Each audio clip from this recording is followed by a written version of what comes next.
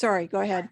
Yeah, my name is Jim. You might as well. You might Yeah, as well- repeat it. Go ahead. Sorry. My name is Jim Damon. I am with WBI Radio. In the past, I've worked with the mainstream news in terms of print and TV. I've worked with NBC, CBS, the NewsHour, and also alternative media. So thank you. All right. Thank you. Eileen. Hi, I'm Eileen Alfenderry, longtime co-director of news at KPFA. Thank you so much. All right. James Sagerton. Hi, WBAI. Thank you. Bruce. Grief. Yeah, can you hear me? Bruce Grief, Grife, WBAI. I'm on the cab, basically trying to, get the foundation going in the right direction, back on the tracks. Excellent. Linda Perry. Hi, I'm with WBAI. I was with BAI years and years ago, and then I was the bureau chief for the Canadian Broadcasting Corporation in New York and did TV and radio news. And then I was the news director at WBAI. And now I'm program director here at WBAI, and I'm glad to be at this meeting. Wonderful. Thank you. I'm originally Canadian, actually. So there you go. All right. Egberto. Yeah, I'm Egberto Willis from the Houston station, KPFT 90.1 FM. I'm a contributing editor to Daily Coast and senior editor at Op-Ed News and the host of the show at KPFT called Politics Done Right. I'm also on the PNB and the local LSB and hope to be of whatever service we can to get something going here. All right. Thank you. Susan Goodwin. Hi, excuse me. I'm currently the interim news director at WPFW for reasons very sad, but I took Eskia's place. I work on Monday Morning QB, show that Eskia started, and also do newscasts. Came to WPFW after spending, I think, at least 10, maybe 20 years at NPR, working in almost every part of the news department, but spent the last 10 years at NPR as executive producer of Talk of the Nation, and went on to do some other things, worked at Al Jazeera a little bit. That's enough, but glad to be here. Wonderful. Thank you. Rachel Barr. Hi, everyone. Wait, get rid of that. Oh, sorry.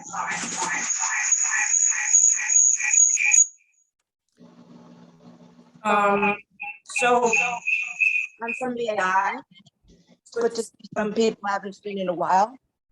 And I was a producer at BAI for 10 years. I was a paid staff member at BAI for some years. I was a volunteer at BAI for some years, and I'm on the local station board of BAI as a listener elected representative. Wonderful. Thank you. You're welcome. Thank you. Philip. I am Philip Muldery. I'm on the KPFA local station board. I am a staff rep on the LSB.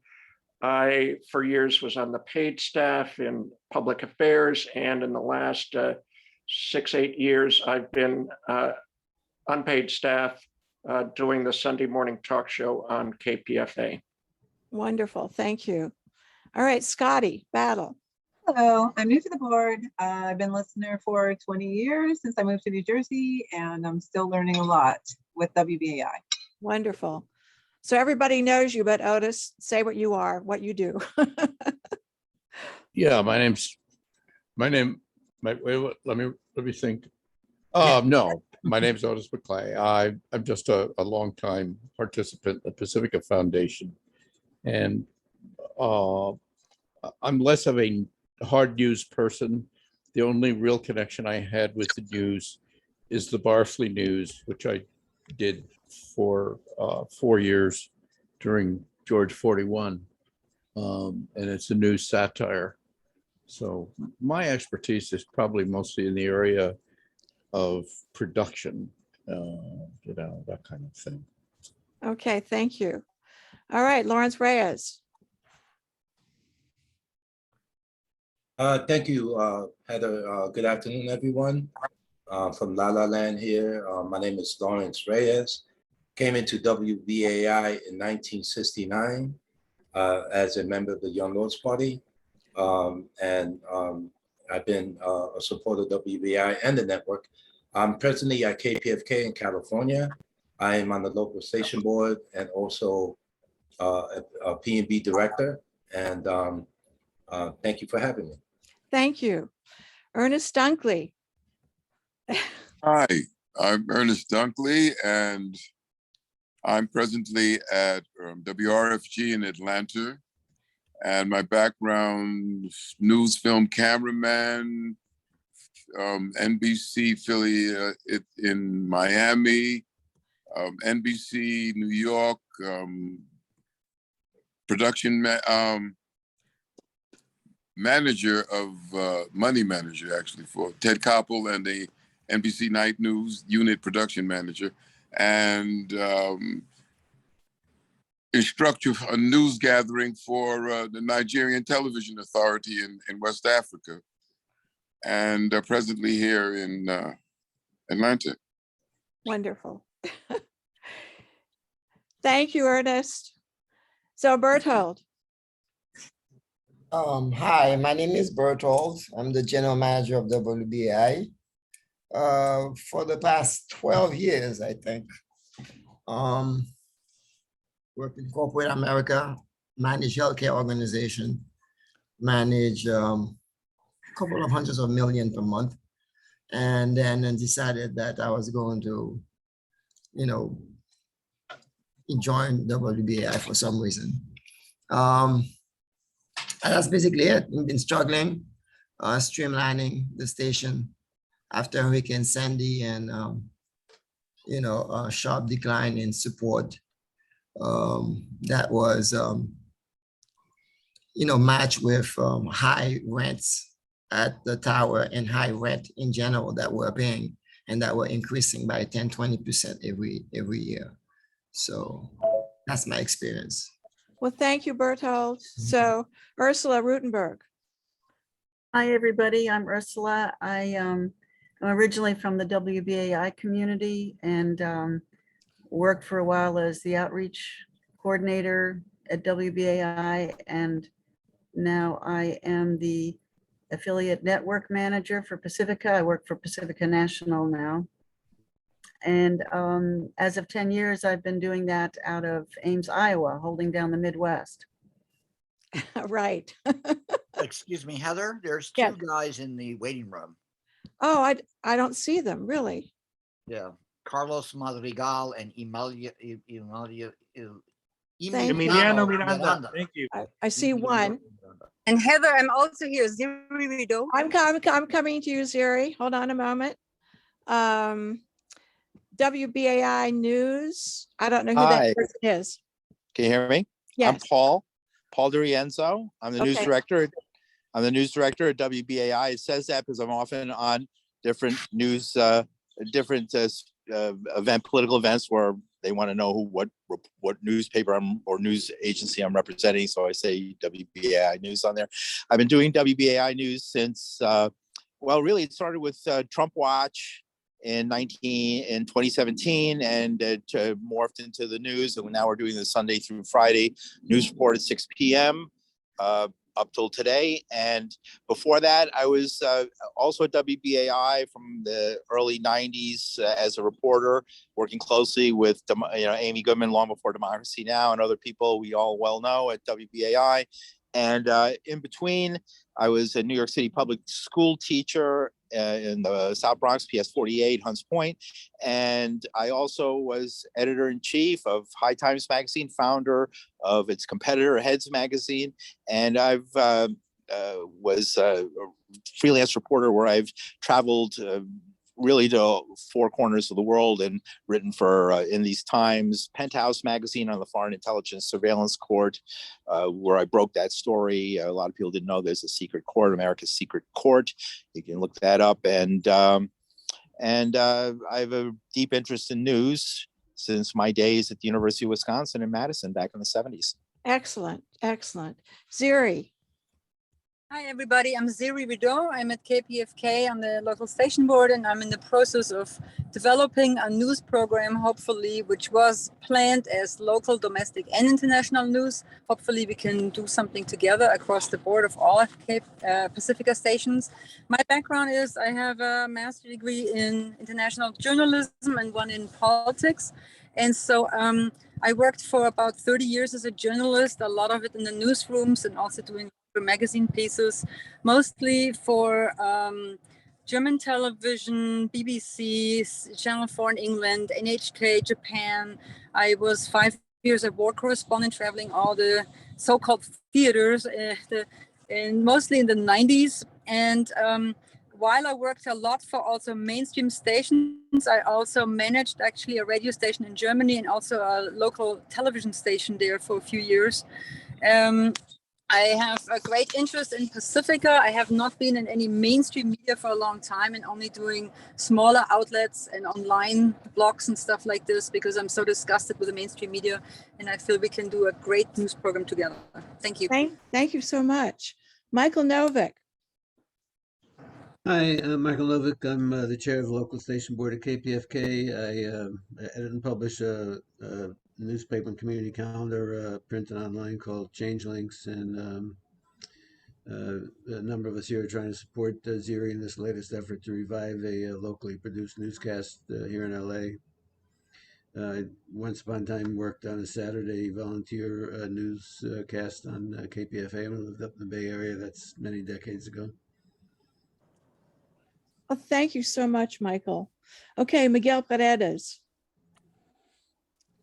Sorry, let me unmute myself. Hello, my name is Miguel Paredes. I have a program here on KPFK called Soul Rebel Radio. We were born in 2005 out of the World Festival of Youth and Students in Venezuela. I think that's where I met Lawrence.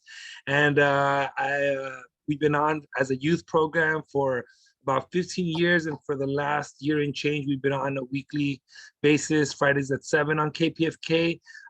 We do include news in every one of our programs, so I'm one of the folks that I hope can jump back on the call. Carlos Madrigal, he's sort of like our Soul Rebel Radio news director. He does an excellent news segment each week, and looking forward to this conversation.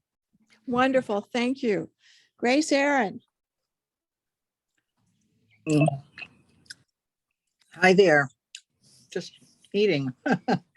I'm on the local station board of KPFK. I'm the chair of the KPFK General Manager Search Committee. I've been on the national board on and off for many years, etc. That's all. Wonderful. All right. Mo Thomas.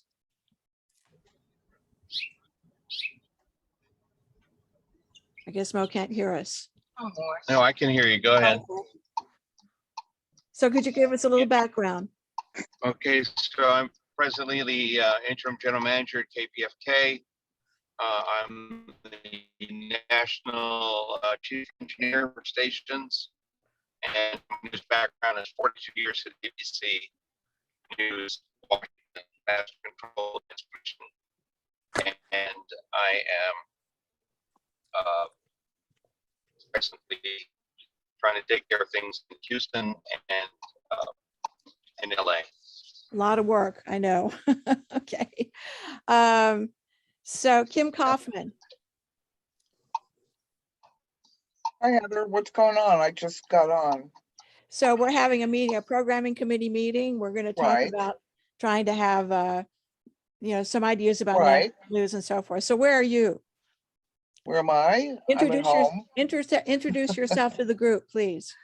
Okay. I'm Kim Kaufman. I'm currently the KPFK treasurer, and I've been on KPFK's LSB, and I was on the PNB with Heather back in the day. And That's who I am. Right. Thank you so much. Okay, there's somebody here with the phone number 973 who just got on. I don't know who that is. Could you tell us who you are, please? That's John Almella. Hi there. Hi, John. So could you, Hi there. everybody's been introducing themselves. Would you just quickly introduce yourself as well? Sure, I'm John Almella. I've been with Pacifica, listening to Pacifica since I was 2, which was a long, long time ago. I was a volunteer at WBAI in the late 70s. I came back to Pacifica around 2001, 2002. I was a national broadcast engineer as a contractor. And since 2006, I've been director of engineering, and for the last 10 years, I've been doing compliance also. All right, wonderful. So I'm just going to quickly introduce myself as well. So I am an affiliate director on the Pacifica National Board, and I am associated with WRFG Radio Free Georgia here in Atlanta, Georgia, that was inspired, its creation was inspired thanks to WBAI, actually. I won't go into all of that history. Most of my work has been Director of Communications with the Federation of Southern Cooperatives, which is the primary group in the country working with Black farmers across the South.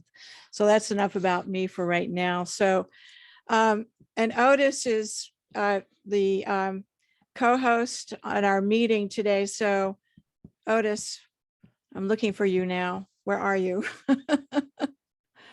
Oh, there you are, Otis. So we want to explain why we're having this meeting today. And I don't know, Otis, do you want to begin with that, or do you want me to? I haven't seen the agenda, and I know one of the things that we really wanted to talk about was what can we do for some kind of Pacifica-wide news, and what can we do to improve the news at each of the stations. KPFA has a really strong news department. PFW has a really strong news department. Am I leaving somebody out? I mean, those WBAI has a very strong news department. Oh, well, Paul DiRienzo, who is a real troublemaker, is the kind of person you want in your news department, because he keeps investigating things and finding stuff out that people don't want us to know. No, I haven't really heard, I don't know what the status of the BAI news department is right now. We have a news Sunday through Friday. But I'll start listening. Sunday through Sunday. You go to our archives or to paulbriesco.com or I. Oh, you're feeding back. Yeah. Yeah, and you know, that's my fault. I should probably be listening. I mean, we should probably all be listening to each other's news so that we get an idea of what's out there, and that may give us some kind of an idea of what would be useful to move ahead. We've had I'm sorry? 950 news programs online that we've done on the BAI News since Trump was elected. Yeah, no, listen. Excuse me, Paul, the whole idea, there's an echo, Paul. Can you fix 950. Paul, well, the whole idea is, I mean, I'm sorry, everybody. I'm going to let Otis finish. I hate to get into that because echoing. I'm sorry about the echo. Go ahead. Do I have an echo? No, you don't. Other folks do. Go ahead.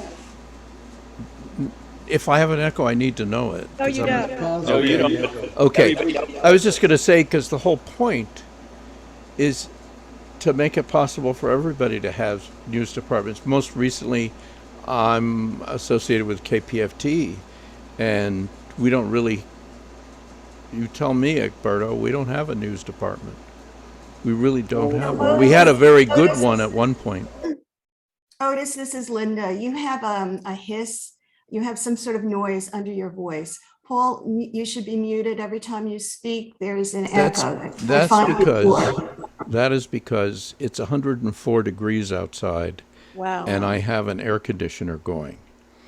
And because I do sound in this building, the air conditioner is naturally the most noisy air conditioner you could possibly buy. Of course. I don't hear It's like we don't allow chairs in the studio unless they squeak. Yeah. Heather, Otis, Heather, Otis, I'm sorry, we're going to also, I just want to, before we begin a discussion about how we would like to explore having national and or international news, I'm going to ask Ursula if she would please share what the affiliates have been doing as far as Ukraine is concerned. Could you do that, Ursula? Heather, if I just may for a second, I'll put the agenda in the chat. for Oh, those thank who are you. I interested. appreciate that. Thank you. Yeah, you're Wonderful. welcome.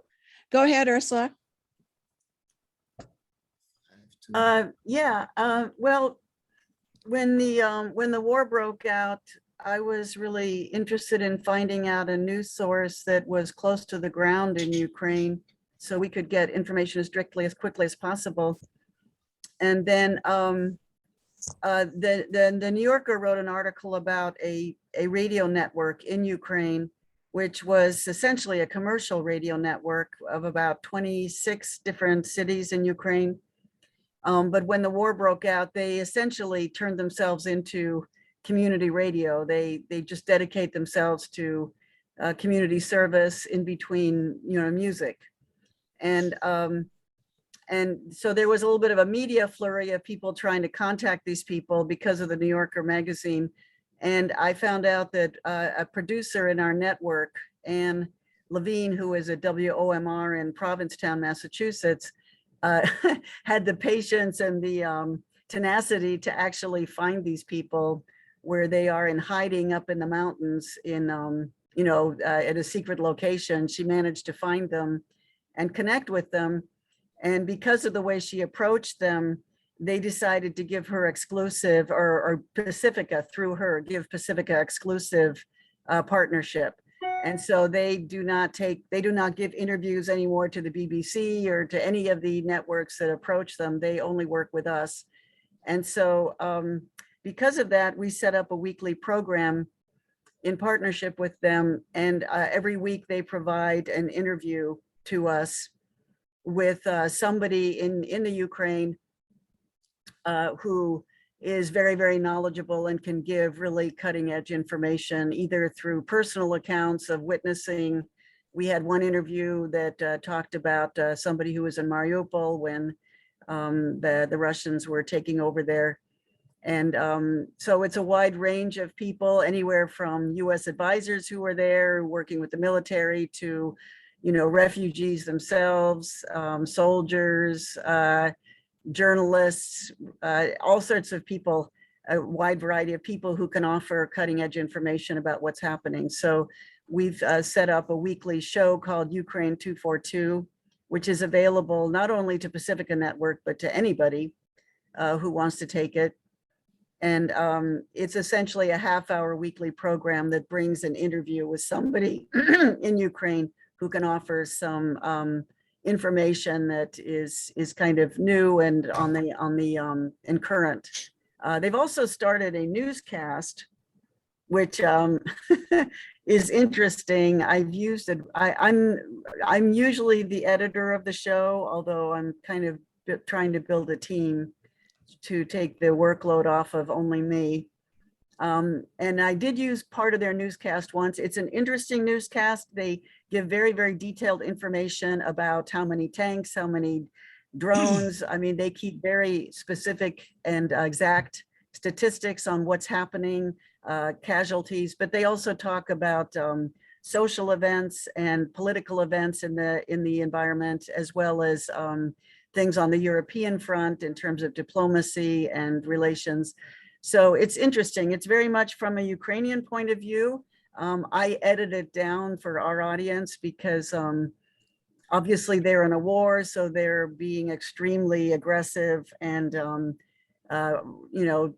some degree, propaganda to keep people pumped up. So I do take the edge off of that for our audience. But the information is very, very interesting. I learned tremendous amount just by hearing the point of view of, I think this week it's an interview with, I don't remember his name. He's the Bulgarian journalist who broke the story about Putin poisoning his rivals. And he gives an analysis of what's happening in Russia and Russian culture and Russian politics. And so it's definitely a point of view from a from the European side of things, from the Ukrainian side of things. And I've learned a lot. So that's a weekly show that we're doing. We also usually offer the interviews in audio port, just as standalone interviews for people. And some people use those just however they want to. So I think it's pretty exciting. Sometimes it's a little bit strange because it's definitely from their point of view. But it certainly is cutting edge, always. Well, thank you so much for that, Ursula. Okay, so one of the things, well, the primary thing that we want to talk about, as we've mentioned, is hearing from folks about ideas about what we in Pacifica could do as far as having a collaborative effort on news, but also along the lines of what Ursula was saying, national and international news. Yeah, So- Heather, can I say one more thing about Yeah, that? please, go ahead. You know, this isn't the first time this type of thing has happened. I mean, obviously this happened in Syria and a number of other, you know, and it happens in the continent of Africa and various countries.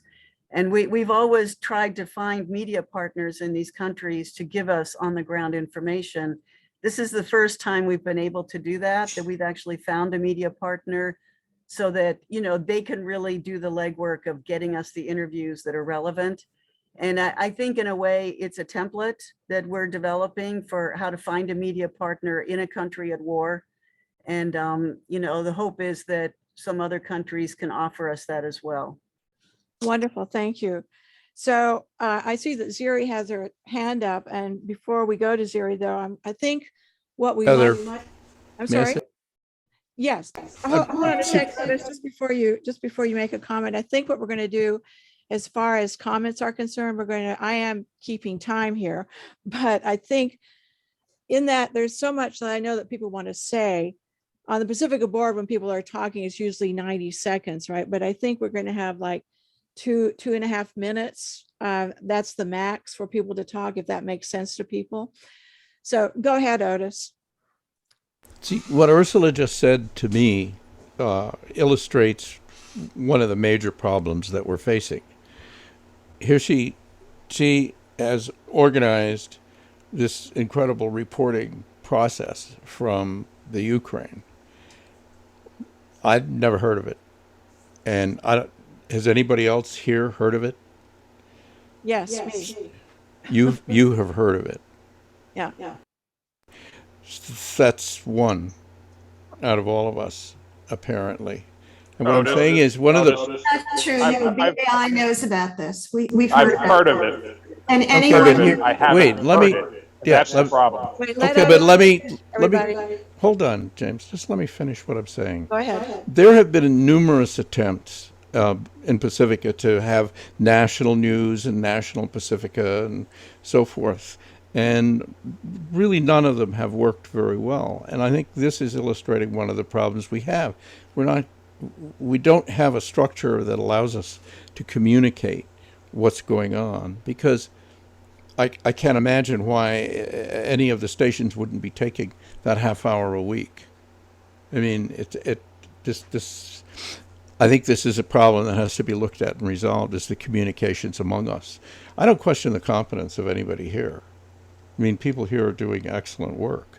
It's just that we seem to sort of be doing it in our own little place. And I think what we really want to do is circulate it among us and generate a giant machine that the Pacifica Empire can be proud of. But I'm serious, there's a structure that's missing. All right, thanks, Otis. I guess that's one of the things we want to talk about is the structure, right? Yeah, So Heather. I see Ziri and Lawrence have their hands up. Go ahead, Ziri. Thank you, Heather. So just 2 minutes quickly also about what Ursula was saying. Ursula, I congratulate you in finding a source. The problem is that this source has actually been financed by Banda, which is a PR company by the Zelensky government. And it's really difficult to distinguish between propaganda and real news on the ground, as you so rightly said. So just like we are taking an extremely only one-sided look at Ukraine, we never quote from RT or from the Russian side. And that's the same when I listen to KPFA news. I hear only White House press releases. They're quoting Reuters, they're quoting AP. You know, we got to be better than this. This is exactly this kind of establishment news we don't need. So I suggest that we, for domestic and international, make a kind of a file sharing where all the different stations can contribute to this file sharing, you know, online site or something where you can pick and choose from what you want to take from there, so you can all share the news for domestic and low and international. And so yes, develop local stringers, but not within this mainstream framework of information propaganda that we're currently having, because we are really far from reporting in a progressive point of view. We're really reporting an extremely mainstream point of view these days. Thank you. Thank you, Ziri. Lawrence, go ahead. Thank you. I just want to, I put my hand up now because I have to leave shortly. But I just want to support any collaborative effort that is going to be made to create a template. I'm very concerned about the news source that that Ursula mentioned, but if we could utilize adopting what we could use in regards to creating the national template, I will support something like that. But right now, as you know, a lot of local news departments are non-existent. KPFK hasn't had its own news department forever, and there are a lot of systemic community issues. There's a lot of content locally that could be reported, and it could improve the membership of the station. I applaud Miguel's show, Soul Rebel Radio, which I listen to often. But I also want to mention that if we are looking at international news, there's a complete disconnect with the kind of progress, the kind of progressive politics that Latin America is turning to right now. Just recently in Colombia, you had the election of a leftist president. This is stuff that that has to be broadcast on Pacifica. The kind of content that's out there, it's not just in Africa and war-torn countries or countries at war, but there are countries that are at war without declaring war, and there's genocide going on. So in regards to, because of the people's political stances. So I do not oppose a collaborative national effort to have a national news program, but I just want to say it should not be in the sacrifice of local news, because local news is what builds our audience. The fact that we don't have local news out here at KPFK is one of the reasons why our membership has stopped, and that's one of the reasons we're also in a financial crisis.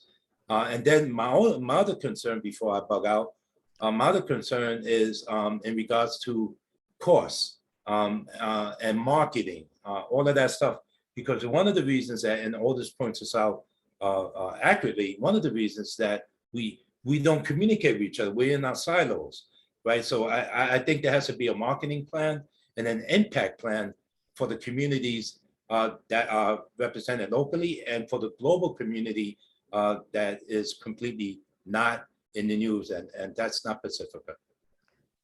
Thank you so much, Lawrence. All right, Jim Dingman. All right, thank you, Heather. As one of the people who initiated this meeting, we were going to do this at the Strategic Planning Committee anyway, but we're glad we're doing it today. Is that one of the things we want to solve is the problem we've seen for many years, decades actually, where there is no coordination between all the stations in terms of the resources and reporting. And one of the things we do want to emphasize is the need to develop local news at each station and try to strengthen local news grids at each station. Because I go to media conferences all the time. I go to media conferences in New York at all the journalism schools and internationally. And Tom, you just have to sort of mute, lady. I'm hearing you fuddling around there. And all they emphasize is local news, local news, local news. And I've been to events where people have announced at 2017, I think Linda was covering this event over there at NYU when they had this big, huge event about democracy and news. And somebody announced that they had $5 million to play around with. And Pacifica was nowhere to be seen. $5 million to donate to set up local news operations to oppose Trump. So part of the reason we want to do this is to, one, strengthen local news, two, strengthen regional and national news, and three, talk about international news coverage, which frankly is my strength, but I do feel that the local news coverage is essential for us to operate on. And if we can't get news operations operating locally, then perhaps we can figure out ways to train people in some way remotely. I think Ursula has a great idea to have somebody as a trainer, but there should be help from KPFA. KPFA has a lot to offer us in terms of the fact that they actually have a very robust news staff, one of the few stations that retains that. And the whole purpose of this is to get that going. And then finally, the Spanish language mandate. We have to figure out how to do that better, I think, in terms of appealing to Hispanic audiences in general. And I'm glad to see that we have on the phone call here, Carlos and Emiliano. They weren't introduced. Perhaps they could introduce themselves. But anyway, I look forward to hearing this, and we want to get something to come out of this. We're looking for some kind of action items to come out of this. We cooperate with each other. Ursula has a great thing going. We know the Ukraine is very controversial. We can obviously have different points of view. I do think it's important to hear directly from the people in Ukraine and also from Russia. There's all sorts of things, the ways to skin a cat. But that's the purpose. Local, regional, national, and international news. Let's figure out a way to get this problem solved. Thanks. Thanks, Jim. All right, Egberto, go ahead. Yeah, first of all, let me just say that I heard the comment about us becoming the sort of the MSM news and too progressive. I want to say that specifically, let's say what we do at KPFT with my show is I use the MSM extensively, but not to promote what the MSM says, but actually to correct the MSM, since that's what everybody is listening to.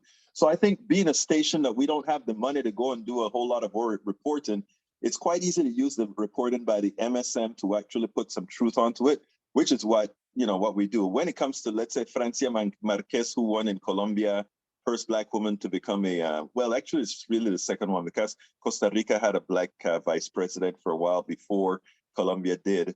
We tell the story of Hugo Chavez relative to what the MSM tells and what the US policies want it to be. So I think that sort of stuff is done. But as Otis said, the problem is that too often, we are not very good at getting that message out. Now, Brother Jim just said something that I hope we can get done today, and that is, he said action items. And one of the action items that I would love to see us do, like yesterday, is to open all those different internet and social media channels that we're going to have open, so we can start priming them with some of the things that we talk about. I would fill them up with some of the stuff that I do already, with actually gauging the MSM, gauging US policy on things that, we know it's not ideally, but still at the same time, making ourselves palatable to, and I don't want that to be taken wrong. I have this phrase that I use all of the time. If nobody's listening to you, you can't make change. To make change, you have to have somebody who is first willing to listen to you. And when they listen to you, then you can change them, right? So as Jim said, I'd love us to leave here with something. We're going to open all these channels and we're going to start populating it. We can start talking about policies and all of that as we have different meetings, agreements, and do's and don'ts, etc. But I like the idea that the affiliate channel is putting out something from a source that is called PR. That gives me an opportunity. What part of what they're stating is PR? If I were listening to that, I would actually reinterpret that if it needed to reinterpret, as well as getting in, let's say, even from RT, reinterpreting what RT has to say that actually makes sense. That's pretty much what I wanted to say. Thanks. Thanks, Egberto. Okay, I'm going to go to Michael Novick, but Michael, just before we go to you, though, I just want everyone to know, I'm just going to repeat what we have on the agenda. And there were three major items that we want to explore in this time that we're having this discussion right now. It's national, international news program ideas across all stations, how representatives from all stations can work on this together, and ideas and how this national news program could be implemented, if those make sense. That's what we primarily want to explore here. But go ahead, Michael. Yeah, thanks. I wanted to point out to everybody who might not be aware that we do have a almost daily newscast in KPFK, which is in Spanish. It's Informativo Pacifica. Our host of that also passed away right around the same time as Askia Muhammad in DC, but the show is still on with Norma Martinez, and it covers a lot of international issues and some local ones. There's also a similar to what Soul Rebel Radio does, the Voices from the Frontline show. Our former news director does a news segment from South LA, Third World News, that's incorporated in that show. I think it's important that we might want to think about doing this in stages. I think if we tried to collaborate on some news specials, particularly of an investigative nature, I've talked in the past about the fact that once upon a time, CBS News did exposés of the dismal state of agricultural labor in the United States that, forced that into the national consciousness and made it an issue. And I don't think that most of the corporate media are going to do stuff like that any longer. But I think the Pacifica could. If we thought about picking some issues that impact all of our 5 major signal areas, or even incorporated some efforts from the affiliates, as we did with the COVID Race and Democracy show that incorporates affiliate content. I think it would be a base to start from and create some buzz and, make Pacifica relevant again as a source of news and information people are not going to get from other places. And, if we picked 2 or 3 topics, maybe housing and gentrification, displacement, which I think is going on in all of our cities, and talked about what some solutions are that people are coming up with to deal with that on a national basis and a local basis, that would be of interest. I think that there's a national effort, for example, to amend the 13th Amendment to abolish slavery inside prisons. It has a lot of impetus, and they've adopted state constitutional amendments in a number of states. I think those are the kind of topics that are not going to get much coverage from anybody else, and that we could use to, begin, as I say, if we picked a few specials like that and joined our forces, as limited as they might be at each of the stations. If we collaborate among ourselves and with the affiliates, I think we could produce some really high quality investigative reporting that, kind of creates buzz nationally and forces that into the discourse, and then draws attention to Pacific as a place where you can find that. Thank you. Wonderful, thank you. I'm going to go to Ziri, but I'm going to just mention before we go to Ziri, we have a few other folks with their hands up as well, is that Ernest Dunkley, who is co-producer here, who spent years in Nigeria. Ernest, I think you ultimately might have some ideas to share about making contacts with folks on the African continent. So I'm going to come to you a little bit later on. Ziri, go ahead. Okay, hi, yeah. So my practical proposition would be to make a website, which could be something similar, which has a file sharing, so these are file sharings where each one of the stations and affiliates could post domestic and international news. And so obviously they have their own stringers in their own state, which that way we could have access to their sound bites. But the same is true for international. There's very, very good podcasts and stuff that have international sound bites, which we could get a hold of. And so we just have to develop this infrastructure. And I'm very adamant about developing this outside the regular newscasters, because the NBCs, I understand that Egberto wants to also know what they say so that we know what's not correct. But they're not even covering like most of the stuff that we really need. And this is our quality where I think we could really shine by offering stuff that people need to know. Just like what Lauren said before, what's happening in Latin America is a revolution. What's happening in Europe right now is a revolution. Most people here don't even know that.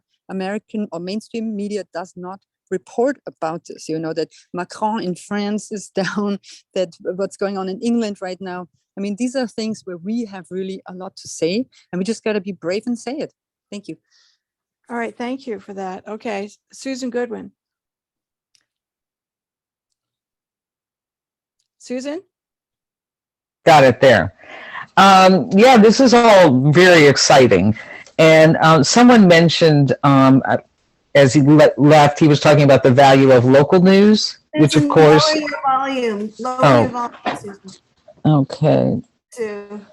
I'm trying. Is that Yeah, a little more, better? still more.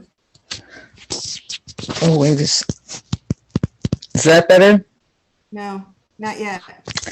I don't even know how to do it. I think it's a bit better.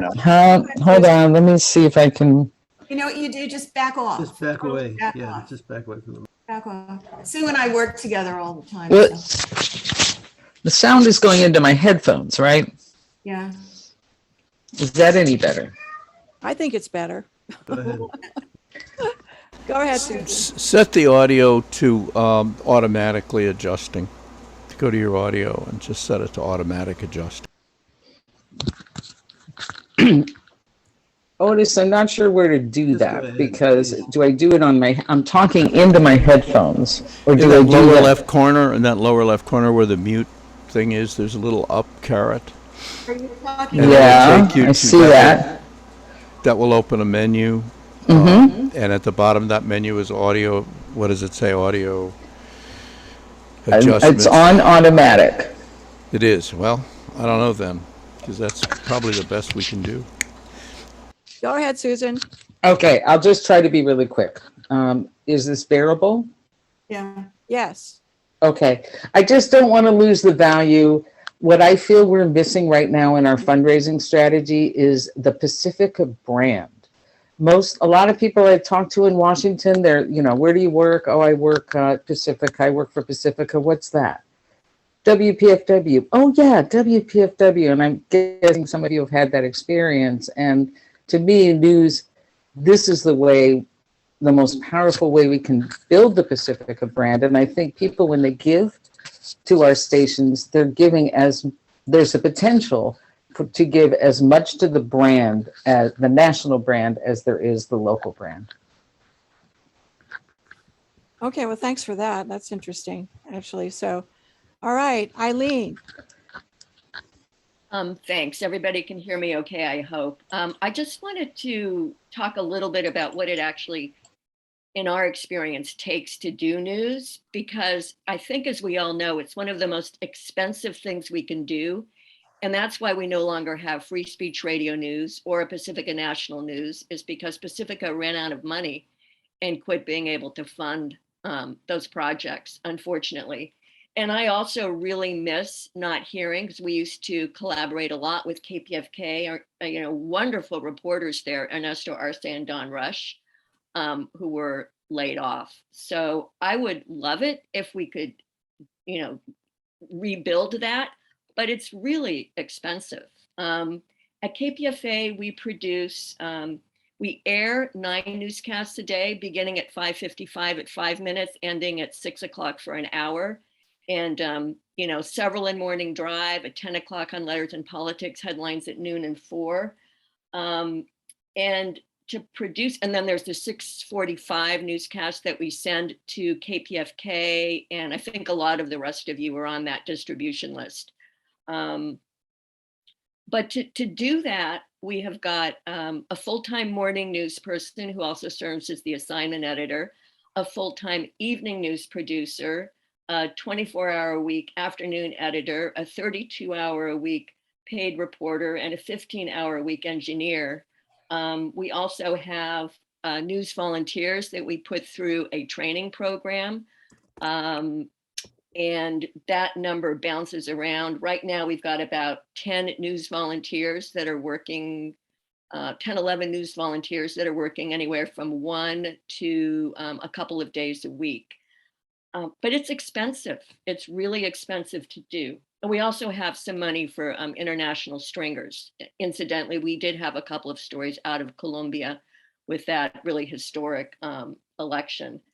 And so, my question really is, where does the money come from if we're really trying to do a national news effort? I mean, we're always happy to share what we have, including our training program. And we've got this pretty thick training folder that we share with our trainees. But, by the time you pay salary, vacation and sick time relief, benefits, payroll taxes, the whole thing. I mean, the reality is, doing news is a really expensive proposition.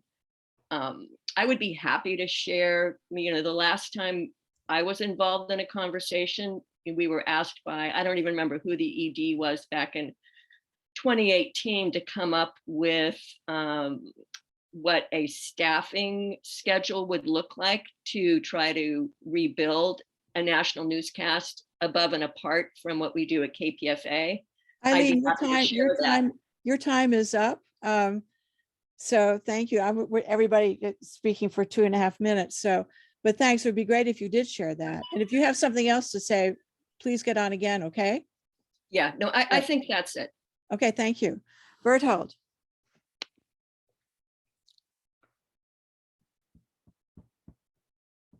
Sorry, I'm multitasking while I'm listening to this. Well, I think the first thing that I was going to comment about other stuff also, but I think what's important here in this committee is for us to establish a structure. Before we start, we figure out what money is to be spent or what is it that we should do. We should come up with a structure. And I strongly suggest that we figure out how to have an editorial committee that would talk about the content, determine the content and the quality of the programming. Also, we should really determine whether or not this is going to be a 1-hour news or a 30-minute news. 1-hour news, I think, will be very difficult. A 30-minute news will be very difficult. The 1-hour news, I was just calculating, we should probably have 30 minutes of local news from each area, 5 minutes from each area and 5 minutes from the affiliates, and then 15 minutes of national news and 15 minutes of international news. So there should be a group of people that work on those different aspects, edit, cut, paste, and put them together. And it should be Pacifica Network News, what used to be PNN. So that's all I have to say. But, I don't want to start measuring and comparing, but all the things you guys talked about as far as progressive things and stuff like that, at WBI, we do all of that. Not necessarily in news, but different shows and stuff like that. We have been anti-war at WBI, anti-US, the Soviet, Russian invasion of Ukraine, and yet anti the United States manipulating and actually being responsible for this war. We think that the United States is responsible for this war, even though we blame Russia for invading. We're anti-war.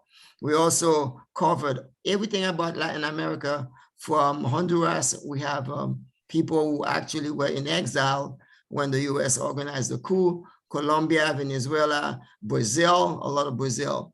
So we have a lot of people who are connected to different things.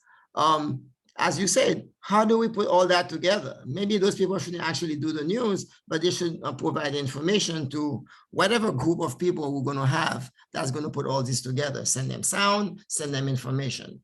And so we have to set up a structure, and come up with what we want it to look like. And once we put out what we want this thing to look like, let's figure out how to make it happen, or if we cannot make it happen, but we should have a structure.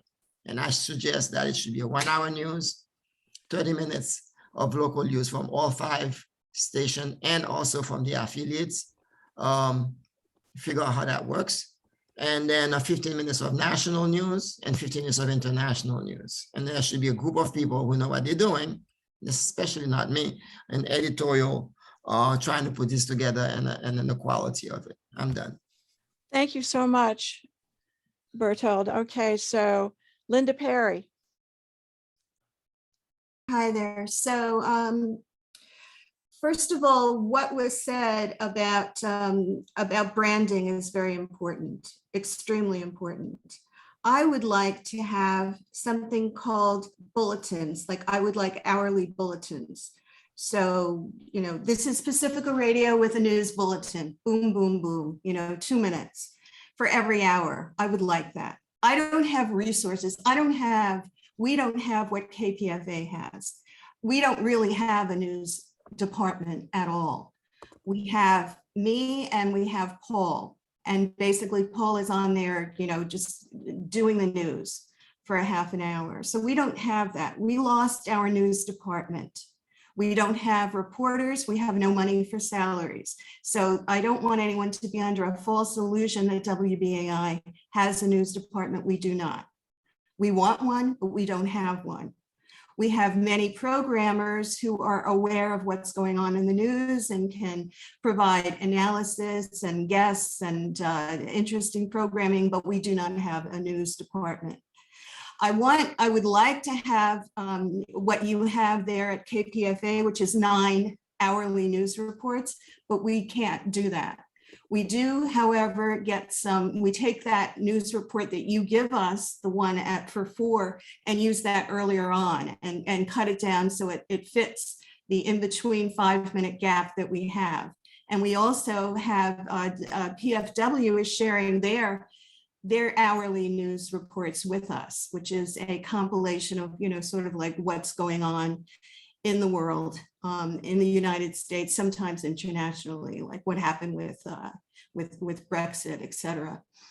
But we don't, we're really short on resources. And I don't want my time to run out before I agree with Ziri about a repository. I think what needs to be done is evergreen stories need to have intros and outros, and they need to go into a source area where we can pull them. The same thing with the news bulletins. They should go into a repository that's set up.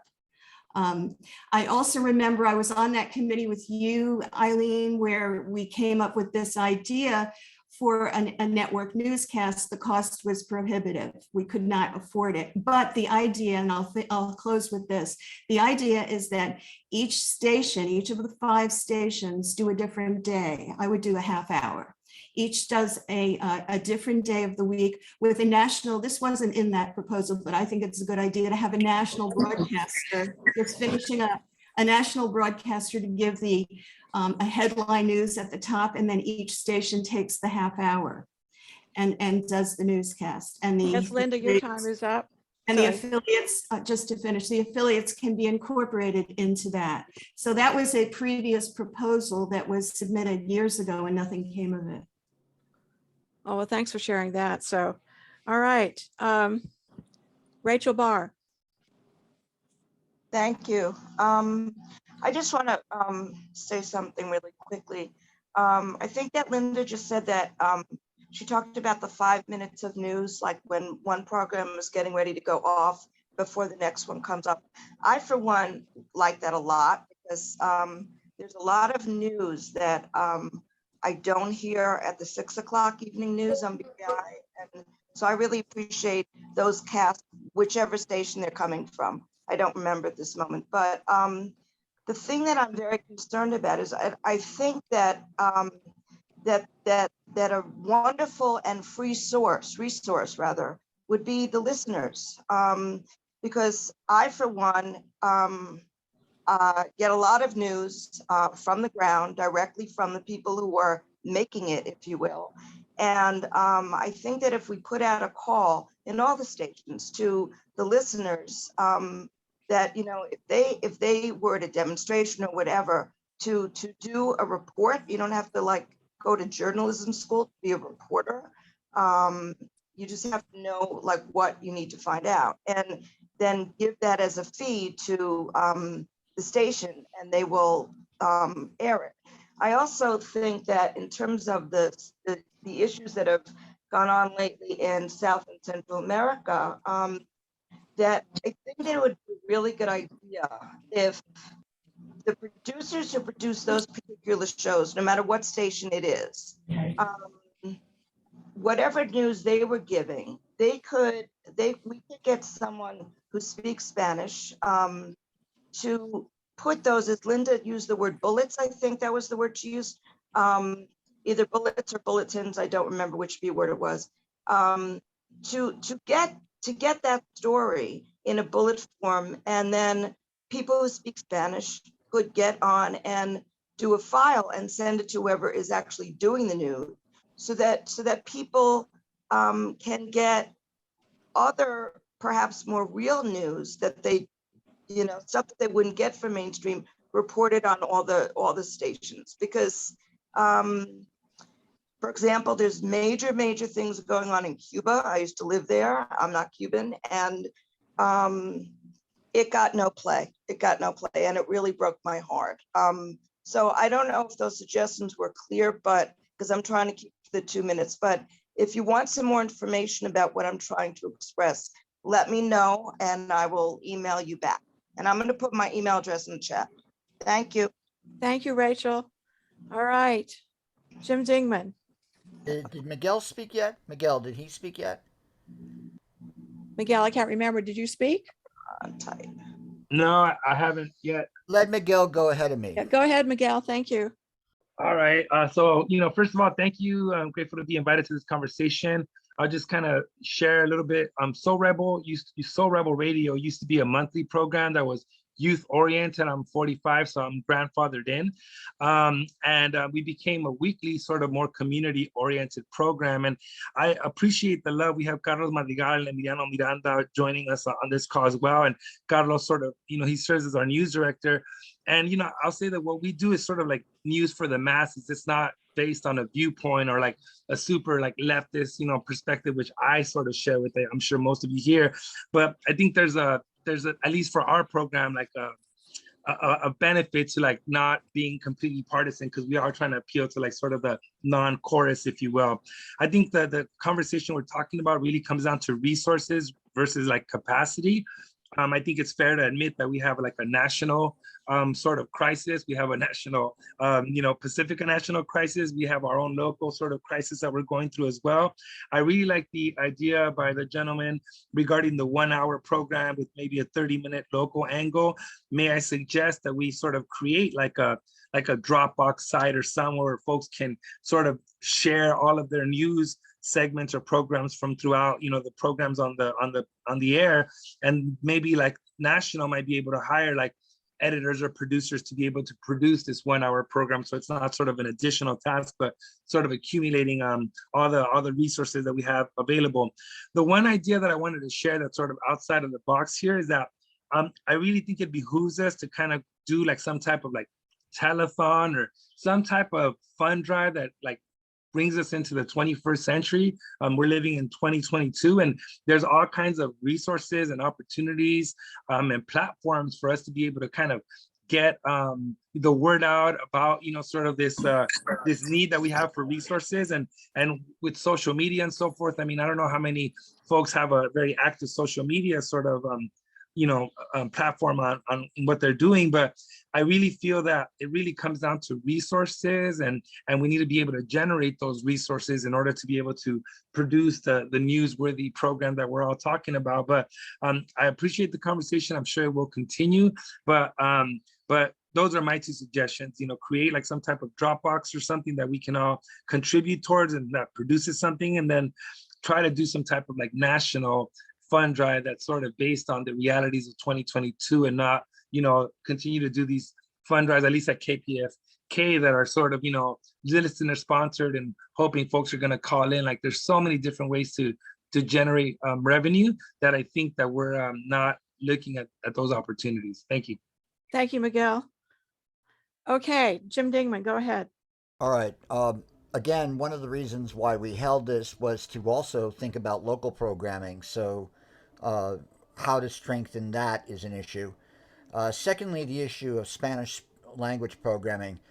We might have to develop an entire meeting on that to figure out how to solve that problem, because a lot of the Spanish speaking shows, I know in Los Angeles, when I was looking at the Nielsen ratings, they're very, very low. And we just have to figure out a way to solve that problem. And I don't think enough creative thought has been given to that. Thirdly, the question of international news and something like coverage like the Ukraine, there's all sorts of ways to approach that. I know that something I've been doing myself for months since last year is I've been holding Zoom seminars that basically deal with it. And I'm excited on the idea to go up to Twitter Space and start to talk about it. I've mentioned this to Egberto and other people to try to experiment with Twitter Space to see what we could do. And I think that that's something to do. The stations could, if people are doing alternative digital type explorations in this, they could say, okay, here's something going on digitally. You guys can check it out if you want, here is an additional add-on that you can look at. And finally, we have to face the fact that Roe v. Wade or the war in Ukraine or these instantaneous breaking news events, we don't really respond to them in any great dedicated manner. I mean, we should have been out of the box all over the place with record-breaking, kick-ass programming that would be national in scope. And basically, we still have the opportunity to do that. But Roe v. Wade, we shouldn't have to wait around a couple of days. Roe v. Wade was known to everybody when that leak came out a few weeks ago that had that draft decision by Alito. So we cannot have that happen again. If there's something breaking, we have to deal with it. And finally, the midterm elections. And I think Ursula has a better scope on this with all the affiliates. We have to organize now to get reporters on throughout the affiliates who can help us better understand what's going on locally in the red and purple states, so we can really have a nuanced and sophisticated delivery of what's going on news and public affairs wise with the midterms. And we need clashing opinions. Tom Voorhees talks about the need to have commentary. He used to talk about that. I think KPFA had that years ago. That was, I believe, something where Weinberger even was a person who was dealing with that. And so we have to think of ways to create shows that have clashing alternative points of view, not just simply the same kind of preaching to the converted kind of stuff that we siloize ourselves with. Jim, your time is up. Thank you. Okay, so Egberto, go ahead. First of all, I want to tag on to something that Rachel said, that it was like you jumped the gun on me, because I wrote down a little thing here where I said, I hear all the notions about how expensive news is, because in the classic format, it is very expensive if you're going to hire all these folks to do news, et cetera, et cetera. I think we should come to the conclusion that the budget just ain't going to be there for us to have a news department like an ABC, CBS, even NPR, any one of those. That is a baseline. It's not going to be there, and it's likely not to be there because, again, we are not yet known, in my humble opinion. But what I love that she said is that we have the biggest base there is, and that is a listener base that we can expand on, both social media or mailing lists and otherwise. So I wrote down here, reimagine the news, crowdsourcing, grassroots listener empowerment. And the reason I put all of that there is not just for putting those nice sounding words, but is that it's real. I sort of do it in a small microcosm where for my show, I tell folks, this is not my show, this is y'all's show. And what comes out of that is the topics that are covered many a times comes from emails or come from somebody who came onto the show and says, hey, we need to be talking about that. And there are times I will stop my show cold turkey and start talking about this other issue. People will bring you the news. Something is happening at City Hall. If people know there's a safe place to go ahead and put it out there. After all, those are the people who know. The reporter that's working in an office, he has to go and seek things or hope somebody calls him. If we empower people to do that, knowing that Pacifica Network is the network of empowering people to be, I was in another group called Coffee Party USA, and we had created a little group called Be the Media. And the idea with Be the Media is that all of you guys are the tentacles out there in this plutocracy that can actually bring us the information that we need. And for the ones that we need to take in detail, we can then empower, either a very small, inexpensive paid staff, or even those like myself or Dingman or others that work on a volunteer basis to expand on moving that. But I think we have to get away from thinking it's going to work anyway like it used to work before. I think we have to reimagine what it's going to be and be the grassroots that we really are. Thanks. Thanks, Egberto. Okay, Ursula. I'm responding to several people brought up the issue of a repository for content, and we do have a repository. AudioPort is a repository for content, and I would encourage us to use that. partly because using a pre-existing platform is the path of least resistance. It doesn't involve any setting anything up, and it also doesn't involve any sort of learning curve for people to become aware of a new platform. Also, I think that it would prevent us from creating a silo for this committee. I think it's always a good idea to stay within the network and all of the various people involved with the network, so you have the better opportunity of connecting with more people instead of isolating yourself. Now, we did create, there was kind of a few years ago an attempt to do something regarding cooperative network-wide news initiative, and we had Otis create a category in AudioPort called News Up, which was meant to be a place for people to deposit stories that could be used for news. And so it's still actually there, and it's being underutilized, and it would be an easy place to do that. The one thing I have to say that we learned about it, which I think is something that this committee should and can address, is that people did post stories, local and national, even international stories. Ann Garrison still posts a lot of stories when she goes to the continent of Africa. I can't remember where she was, but she was in a country on that continent. And the trouble is that if you ask people to post stories and that they actually do the work for that, and then it's not used, it kind of falls apart because people do not want to do work that for no apparent reason. And so, you know, what we learned with that project was that it's also an organizational issue.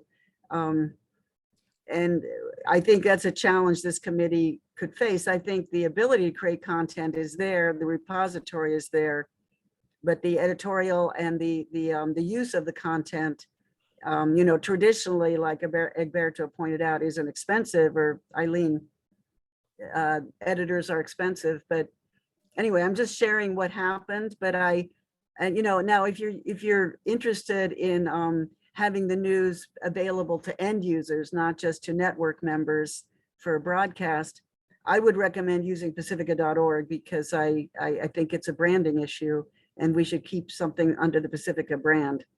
And Pacifica.org would be the place to do that, in my opinion. Thank you, Ursula. Your time is up. Okay.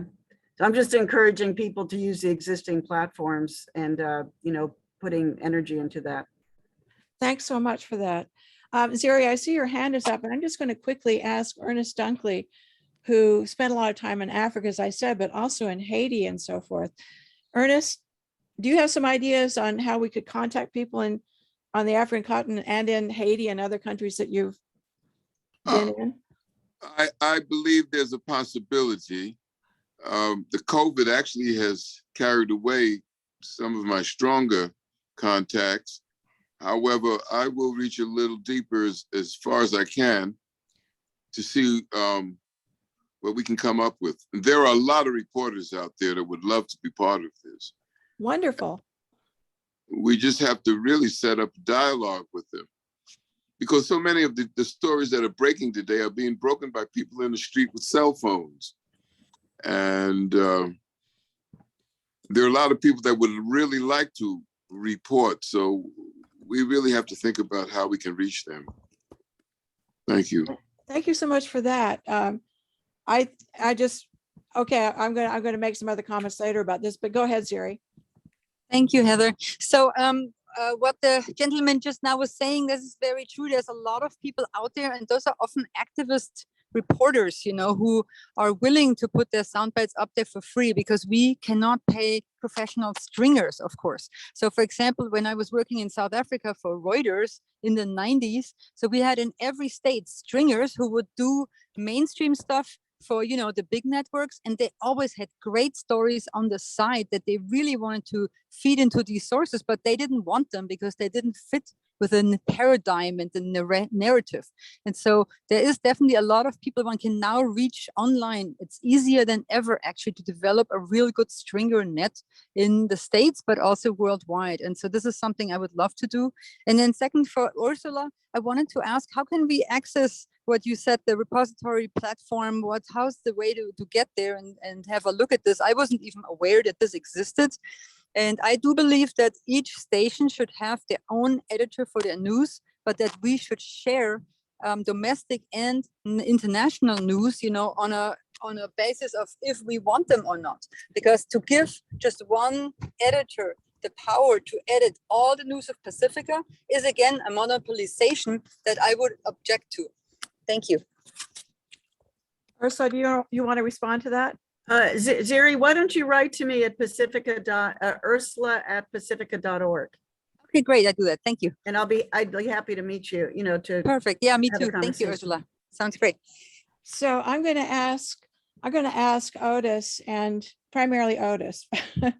So we have essentially, I think, finished the discussion that I see Linda Perry has. No, maybe she doesn't have her hand up. I'm not sure. But so the question is, I just want everybody to know all of this has been recorded. So I'm going to transcribe it. And what I think we need to do is have another meeting relatively soon based on some of the information that we've received today. There's some ideas that people had. Does that make sense to everyone? Yes. Yeah. Heather, do you have transcription software? I will get, yes, I do. And I'll transcribe everything. No worries. I do want to take this opportunity to thank Grace Aaron, because it was her idea actually that we do have more of an expanded news. Grace, I wanted to thank you for that. That led to us having this meeting. Do you want to respond? You're muted. No, Muted. Grace, go ahead. Yeah, I have brought up a proposed sort of an idea last week. And I think the way to do it without a budget on a shoestring is to have it be news with maybe a little bit of a magazine format. So it's a little bit broader than news, and have every station plus the affiliate network and the archives break up an hour, start with once a week, which is 5 days a week would be just too ambitious to start. Have it a 1 hour a week show, and have each station commit to submitting, let's say 10 minutes. And then let's say there's a round robin of the station. So one person from each station, each station takes a week. So somebody would edit that 1 hour from KPFA, the first one, and then somebody from WBAI, the second one, second week. So anyway, each station would submit 10 minutes, and the affiliate network would submit 10 minutes, and the archives submit 10 minutes. And then that would give enough extra time in case there's redundancy, because there's going to be some redundancy with international and national news. And and then each station would take a week and edit it all together to make a kind of a 1 hour show with parts from each station woven together in some sort of logical sequence. Not tremendously difficult, but not easy either. I think that that's the simplest way to do it. And then maybe as things go on, there would be a listserv where people coordinate and say, well, this week I'm going to do Ukraine, or this week I'm going to do Colombia, and so that there is not as much redundancy. So that's what I think. And with the understanding that the 10 minutes would be whittled down to maybe 8 minutes per station on a regular basis to fit into a 55-minute or so, or 56-minute show once a week. That's my thinking. I don't know what you all think, but that's what I would suggest. Okay, thanks so much for that, Grace. Now, I think Linda Perry, your hand is up. Did you want to speak? Yeah, I just want to say I like a lot of what people are saying. I think it's really an important discussion. I liked what Jim Dingman was saying about commentaries. Like, I would love to have a Pacifica online site for commentaries, and also have them recorded and have them recorded. So for Pacifica Radio, here, the name of the person with a commentary, and then a sign off for commentary on blah, blah, blah for Pacifica Radio, so that we have these, and they should be just 4 minutes so that they can go between programs. That's one thing. The second thing, also following up on what Dingman said, we need an inventory of reporters in red and blue states. I would just like to know their names, their locations, and their, how we can access them. And the other thing is that I'd like to see an inventory of news resources. Some stations are paying for AP, others are using feature story news, some are using Al Jazeera. I'd like to know what each station is using, how much is being paid by individual stations. Are there things that the network can have, so that we can have more pieces and more elements to put into our newscasts? And basically, that's it. I want to thank you, Eileen, for what you said. And I've emailed you and asked you to share your intern reporter's guide that you have, so that we can have access to it here in New York. And basically, that's it. I'm happy that we're sharing our ideas. I like what was just said about how the newscast could be organized. But, we've tried this before, so I'd like to see some real action coming out of this. And thank you, Heather, for sharing this. Oh, thank you so much. Okay, so now the Emiliano, right? Miranda, right? Go ahead. Your hand is up. Good afternoon, everyone. Thank you so much for being here. My name is Emiliano Miranda. I'm the director over at Soul Rebel Radio with Miguel Paredes and Carlos Madrigal. I'm going to make this pretty simple on my end. I'm going to go ahead and put my email in the chat. And I want to encourage everybody to go ahead and reach out to me. Here at Soul Rebel Radio, we do a lot when it comes to news formatting. Every Wednesday, I am over at the KPFK station. I want to invite all of you in the Los Angeles area to come on out Wednesday. I will buy you dinner, and I will go ahead and facilitate whatever needs to be done so that we can get this off the ground. We will go ahead and start with Soul Rebel being our first in modern time right now, with local and national news. I'm going to go ahead and put it, the ball is now in your court. We will go ahead and make that happen. We will do editing, we will do production work, we will do everything that needs to be done to make it happen. And we'll use Soul Rebel as a platform to be a launching pad for everything that we're talking about. Again, I've just written my email in the chat. Please email me, and whatever we need done, we'll go ahead and take care of it. It's pretty much that simple. I would love to meet all of you. By the looks of it, I know many of you would tell me that I'm a young guy. I'm 50 years old, but I don't think I'm that young, but I'm willing to learn from all of the knowledge and all of the wisdom that I see that's here on this panel. So let's go ahead and make it happen. You can join me Wednesday night. I'll be there at KPFK, and we'll start from there. These are all great ideas, and now we're going to put them into motion. So thank you everyone for tuning in, for being a part of this meeting. And I'm going to turn it back now to our moderator. But again, there is my email address. I will see you all on Wednesday, and we'll go ahead and get the party started. That's the way I look at it. Thank you, guys. Wonderful. Thank you. Kim Kaufman. Kim? I just want to say that rather than transcribing this, why don't you put the audio up on KPFTX? I can do that as well. Thanks. Okay, Sue Goodman. Sue Goodwin, sorry. Yeah, I just wanted to add in that as we think about the resources we have and the different products we want to create, there is a national news program that could be produced without an incredible amount of, it would take work, but not an over, it would be different, because what we would be doing is sort of pulling the best of from the different shows. So in any particular week, at some point, whoever's producing this show can sort of see, okay, so-and-so did an interview with this person. Someone reported a piece on this. They may be building a show that's thematic that week. They might be building a show that's just really triggered tide. But anyways, it's sort of the best of pulling maybe 10 minutes from every station, 8 to 10 minutes of the coverage they're doing. And it's a magazine format show, would have production, whistles built in. So that's an idea. All right, thank you for that. All right, so go ahead, Jim. Well, I'm gonna have to cut out, but the purpose of this meeting is also to get some stuff done concretely.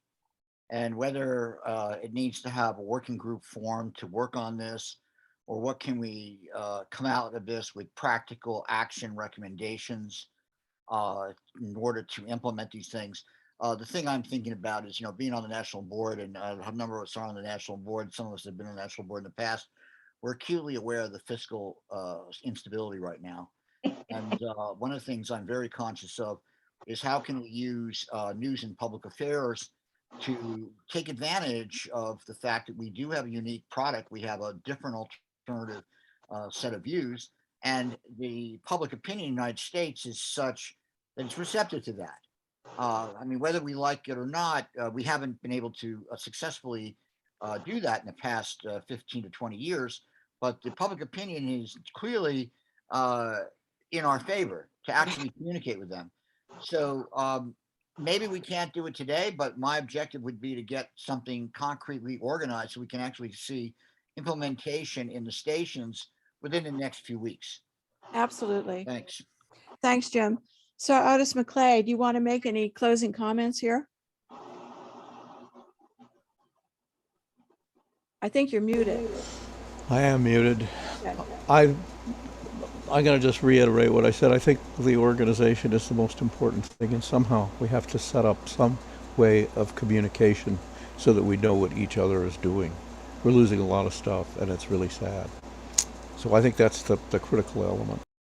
Okay, well, thanks. All right, everyone. I just want to take this opportunity to thank all of you so much for joining us today. I know other people are needing to get off. There's work to be done, but we had wonderful comments here today. I will put the recording on, I will talk with Otis about this on KPFTX, but also I'm going to transcribe it. And I'm hoping that we can have another meeting shortly. I don't know when. If anybody has ideas along that line, you can share that with me. I think most of you probably have my email, but I'll make sure that everybody gets it. So thank you, everyone. I don't know what else to say, except thank you for your great work and for sharing so much. It's just so appreciated. Pacifica has been so incredibly important in the history of the United States altogether. I know you all know that. And this is going on to another channel of it, I guess I should say. All right. Thanks, everybody. Peace. Have a good day. Thank you. Thank you.